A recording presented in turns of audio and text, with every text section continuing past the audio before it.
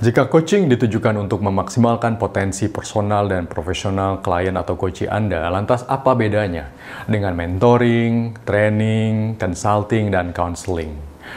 Dan kita menghormati semua profesi-profesi tersebut karena memang ada fungsinya sendiri-sendiri dan juga disesuaikan dengan kebutuhan orang yang memerlukannya.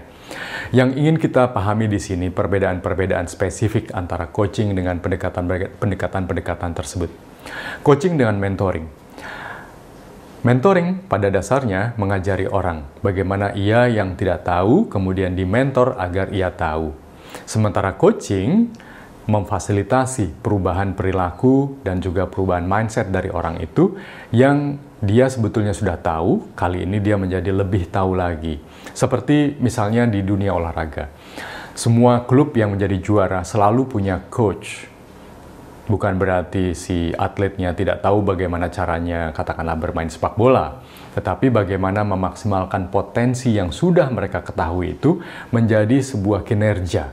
Artinya si atlet kemudian menjadi juara dan menjadi orang yang lebih baik dalam proses mencapai juara itu. Itu yang lebih penting. Coaching dengan training.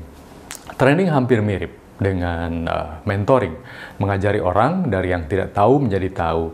Yang berbeda dengan mentoring adalah durasinya. Kalau mentoring itu jangka panjang, sementara kalau training biasanya jangka pendek. Jadi perbedaan coaching dengan training pada akhirnya ada di siapakah yang lebih dominan di dalam proses interaksi itu. Kalau coach itu sebetulnya tidak banyak berbicara karena tidak banyak mengajari, tetapi memfasilitasi ide-ide baru. Sementara kalau trainer lebih banyak berbicara di kelas karena memang transfer ilmu atau skill kepada orang yang hadir di kelas tersebut. Perbedaan coaching dengan counseling. Ini yang kadang-kadang masih suka campur aduk ya.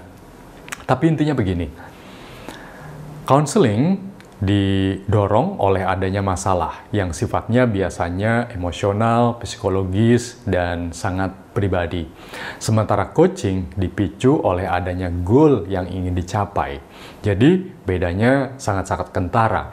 Kalau counseling itu bergerak dari masa kini ke masa lalu, karena harus ada penyembuhan, harus ada terapi, harus ada perbaikan, dan segala macam.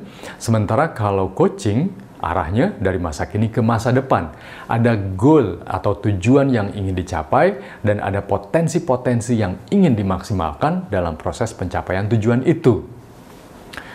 Coaching dengan consulting. Nah, perbedaannya juga sangat kentara.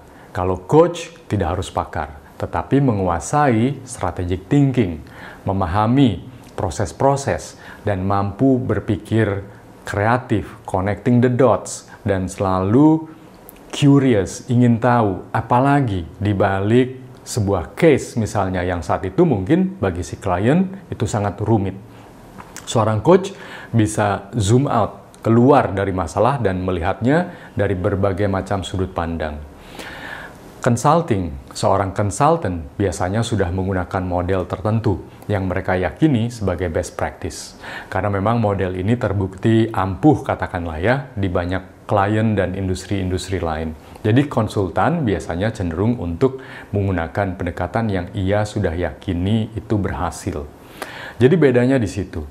Meskipun ada banyak perbedaan, kemampuan coaching atau yang nanti kita pelajari dalam bentuk kompetensi-kompetensi itu tetap nantinya berguna jika Anda seorang mentor, Anda seorang trainer, Anda seorang counselor, seorang consultant.